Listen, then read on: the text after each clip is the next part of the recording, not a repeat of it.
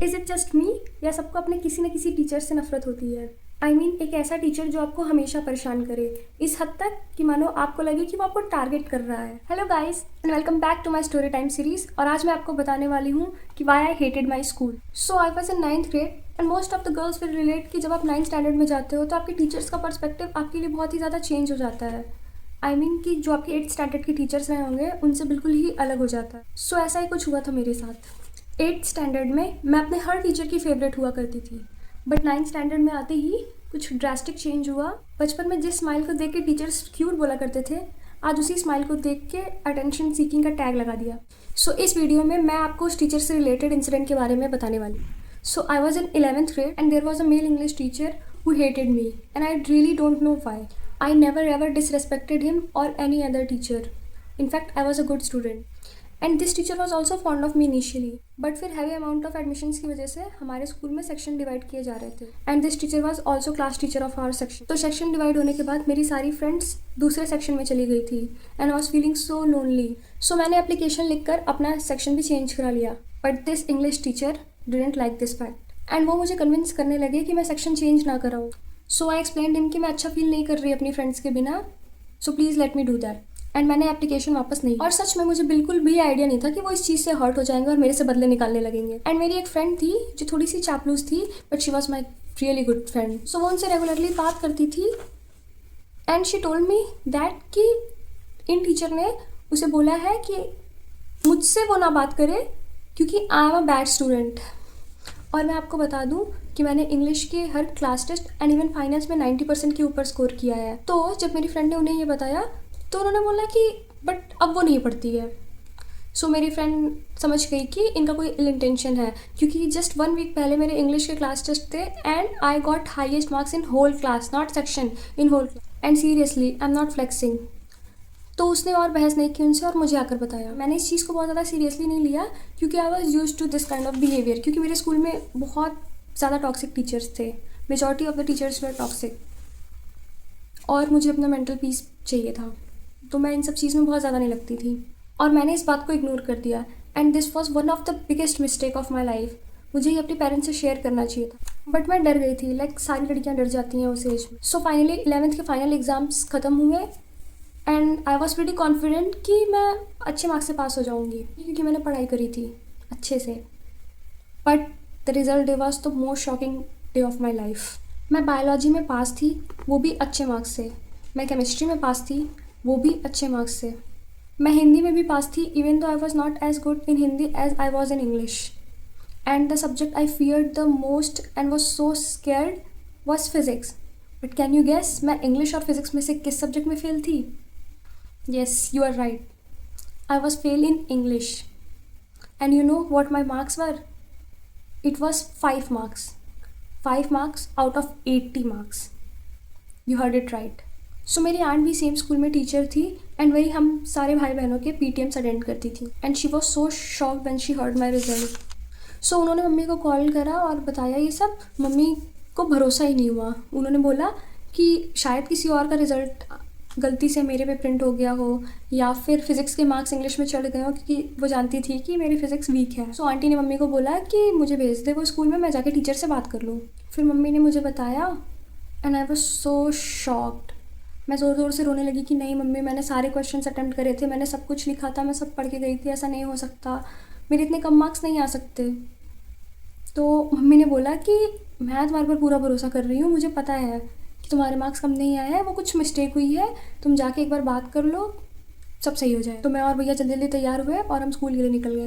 वहाँ पे जाकर हम आंटी से मिले तो आंटी ने बताया कि सर बोल रहे थे कि मैंने कॉपी में कुछ लिखा ही नहीं है। तो मेरे मन में अजीब अजीब ख्याल आने लगे कि क्या पता कॉपी के पेजेस निकल गए हों या कॉपी डैमेज हो गई हो या कहीं मैंने क्वेश्चंस के सीरियल्स तो नहीं गलत कर दिए।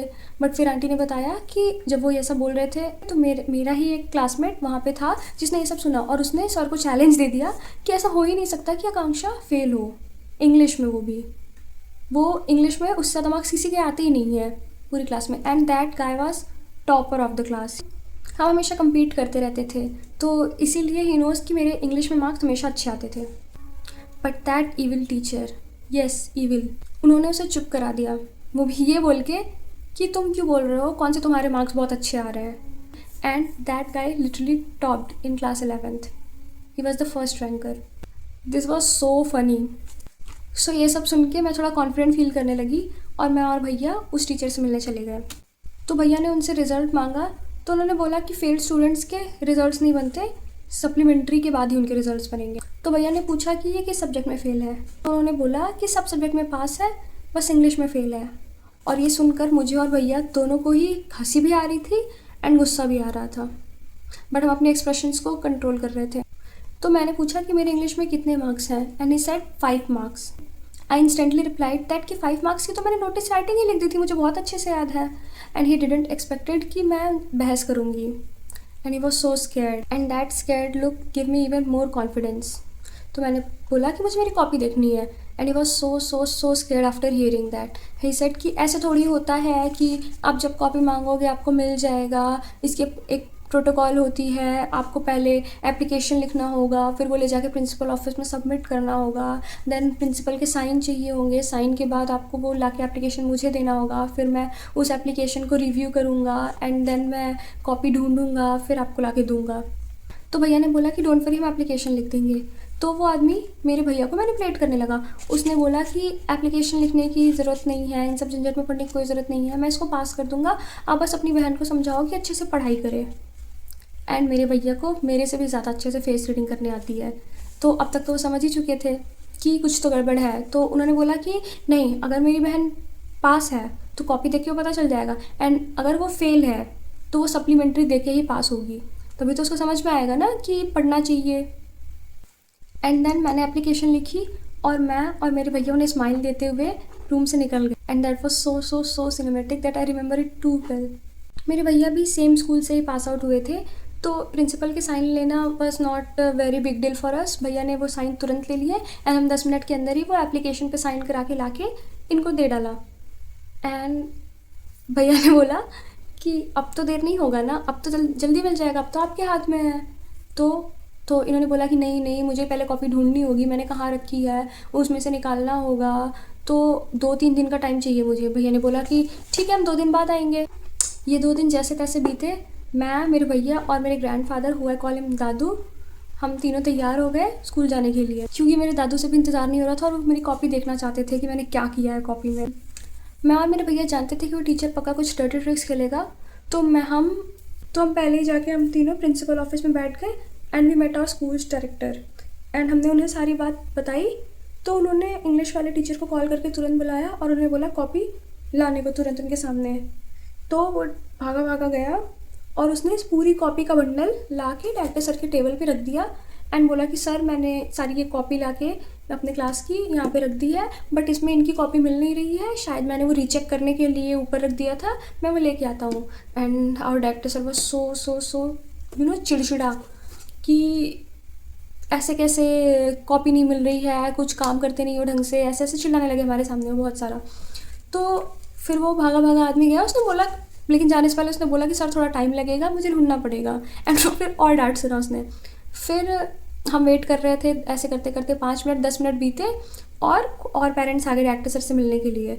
एंड यही वो करना चाहता था, वो टाइम बाय करना चाहता था कि हम वेट करते रहे, फिर और पेरेंट्स आ जाए और वो डायरेक्टर सर से मिले, ताकि हम ऑफिस से निकल जाए उनके एंड फिर ये कॉपी ला के दे एंड हम डायरेक्टर सर के पास वापस ना जा पाए और इसकी जॉब बच जाए. जैसे डायरेक्टर सर के ऑफिस से बाहर निकले, ये इंग्लिश टीचर कॉपी लेके आ गया एंड आते ही मेरे दादू और भैया से बोला कि सॉरी, मेरे से गलती हो गई, मैंने 50 मार्क्स की जगह 5 मार्क्स चढ़ा दिया, मैंने देखा नहीं, I am so sorry for my mistake.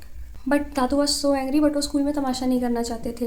And this evil गाय, उसने कॉपी दिखाई, उसने बोला 50 मार्क्स की जगह 5 मार्क्स चढ़ा दिया है और फिर वो कॉपी लेके जाने लगा. तो मेरे दादू ने उसके हाथ से कॉपी छीन ली, जो कि मैंने उनको पहले ही बता के रखा था कि आपको ये करना पड़ेगा अगर ऐसी कोई सिचुएशन आ गई तो, क्योंकि मैं और भैया नहीं छीन सकते क्योंकि हम उनसे छोटे हैं तो बदतमीज़ी हो जाएगी, बट अगर आप छीनोगे तो आप बड़े हो तो बदतमीज़ी नहीं हो सकती. तो I was so proud of my दादू कि उन्होंने ये कर दिया. तो कॉपी छीन ली उन्होंने एंड उन्होंने बोला कि हम ऐसे पूरी कॉपी देखना चाहते हैं, और वो टीचर कुछ ऑब्जेक्ट भी नहीं कर पाया. तो फिर वो चला गया अपनी क्लास लेने के लिए एंड हमने सारी कॉपी चेक करी, एक एक नंबर ऐड किया. सो उससे पता चला कि मेरे मार्क्स 50 भी नहीं थे, 5 भी नहीं थे। My marks were 67 out of 80 and 67 too because कि इसने मुझे किसी भी क्वेश्चन में फुल मार्क्स नहीं दिए थे, which is okay, but 67 is still greater than 50 and 5 marks. So Dadu was so angry. And फिर हम वेट करने लगे कि डायरेक्टर सर जैसे ही फ्री हो तो हम जाके उनसे बात करें, बट भैया ने बोला कि नहीं, हम ऐसे नहीं कर सकते, मार्क्स का हम नहीं बताएंगे उनको, क्योंकि अगर मार्क्स का पता चल गया कि इन्होंने मार्क्स के साथ भी छेड़छाड़ किया है, ना कि उनसे गलती हुई है, तो वो उनकी जॉब खा जाएंगे। सो दादू वाज लाइक कि मुझे फ़र्क नहीं पड़ता है, उसने मेरे पोती के साथ इतना गलत किया है। And I was also like कि नहीं, मैंने 2 दिन इतना मेंटल फ्रस्ट्रेशन सहा है, मैं नहीं जानती। तो भैया ने समझाया कि नहीं, ऐसे नहीं करते हैं, उनकी गलती है, मैं मानता हूँ बेशक, बट उनके बच्चों की इसमें कोई गलती नहीं है, उनकी वाइफ की कोई गलती नहीं है, उन्हें तो नहीं पता है ना, उन्हें कोई आइडिया नहीं है कि क्या कर रहा है उनका पति या उनका पिता। सो हम उनको क्यों सज़ा दे रहे हैं, उनकी क्या गलती है? अब जैसे इसमें तुम्हारी गलती नहीं थी, तुमने तो अपना पूरा मेहनत किया था, बट तुमको ये सहने को मिल रहा है तो तुमको बुरा लग रहा है ना, तो सोचो उनके साथ क्या होगा। तो मुझे थोड़ा थोड़ा समझ में आया कि हाँ, नहीं, उनके बच्चों के साथ गलत होगा, तो मैंने तो फिर कुछ नहीं बोला, बट दादू का कुछ अलग ही प्लान था। सो जैसे ही हम डायरेक्टर सर के रूम में गए तो दादू ने उन्हें तुरंत कॉपी दिखाई कि इसके इतने मार्क्स आए हैं, 50 मार्क्स आए हैं, इसने 5 मार्क्स चढ़ा दिए, ऐसे कैसे। तो फिर डायरेक्टर ने फिर से वापस से कॉल किया इंग्लिश टीचर को, फिर वो वापस आया, उन्हें हमारे सामने बहुत डांट लगाई कि कैसे करते हो तुम, how can you be this irresponsible, और पता नहीं क्या क्या बोला, मुझे उतना अच्छे से याद भी नहीं है। और मेरे दादू ने तो फिर फाड़ के रख दी उस इंग्लिश वाले टीचर की। उन्होंने बहुत सुनाया, डायरेक्टर के सामने भी बहुत सुनाया। उन्होंने बोला कि ये मेरी पोती को टारगेट कर रहा है, उसने हर सब्जेक्ट में अच्छे मार्क्स लाए हैं, तो फिर इंग्लिश में ही कैसे इतना कम नंबर दे दिया। एंड वो और भी ज़्यादा मतलब बोलने वाले थे, बट भैया ने कंट्रोल कर लिया, और भैया ने डायरेक्टर को भी और दादू को भी, दोनों को ही काम किया। मेरा भी बहुत मन कर रहा था बहुत कुछ बोलने का, बट भैया ने मुझे समझा दिया था कि इट्स जस्ट मार्क्स, ये उतना मैटर नहीं करता है, बट इनके जॉब की वजह से इनके बच्चों का पेट भरता है, और तुम्हारा मार्क्स थोड़ा कम आ जाए तो वो इतना प्रॉब्लम नहीं होगा तुम्हारे लिए, क्योंकि बाद में कोई मार्क्स नहीं पूछता है, बट उन बच्चों का भूखा रहना is a very big thing ना। देन आई रियलाइज, तो मैंने कुछ नहीं बोला। और उस टीचर की बिल्कुल फटी पड़ी थी, वो काँप रहा था, उसके मुँह से आवाज़ नहीं निकल रही थी। भैया ने काम कर दिया था डायरेक्टर को, और उनको मतलब बाद में ऐसा बोल भी गया था कि प्लीज़ ऐसे मतलब कुछ स्ट्रिक्ट एक्शन मत लीजिएगा, अब वो ऐसा नहीं करेंगे। अब अगर उन्होंने ऐसा कुछ करने की कोशिश की किसी भी स्टूडेंट के साथ तो अब देख लेना, बट इस बार रहने दीजिए। तो उस दिन जो उस टीचर की डांट पड़ी, that was the biggest revenge that I got till now. It was so satisfying, and that was the happiest day too of my life. Dadu and भैया too were so proud of me. फिर मैंने mummy को call करा, उन्हें बताया, and she was also so happy. वो teacher नहीं सुधरा, लिटरली नहीं सुधरा। उसने अब ऐसे मार्क्स वाला तो कुछ भी गड़बड़ नहीं किया था, बट वो मुझे टॉन्ट करता था आगे की क्लासेस में। इस चीज़ को लेके वो मुझे टॉन्ट करता था कि किसी स्टूडेंट के बारे में अच्छा सोचो, तो भी उसको लगता है कि हम उनको टारगेट कर रहे हैं वगैरह वगैरह, बट मैं इन सब चीज़ का लोड नहीं लेती थी। That teacher also spread rumours that I literally got 5 marks, but मुझे किसी को एक्सप्लेनेशन नहीं देना था। I really wanted my mental peace, and अगर मेरे कोई रिग्रेट्स रहे भी होंगे कि मैं ये नहीं बोल पाई, वो नहीं बोल पाई, या ऐसा नहीं किया मैंने, सो वो सारे रिग्रेट्स आज इस वीडियो के साथ ही ख़त्म हो जाएंगे।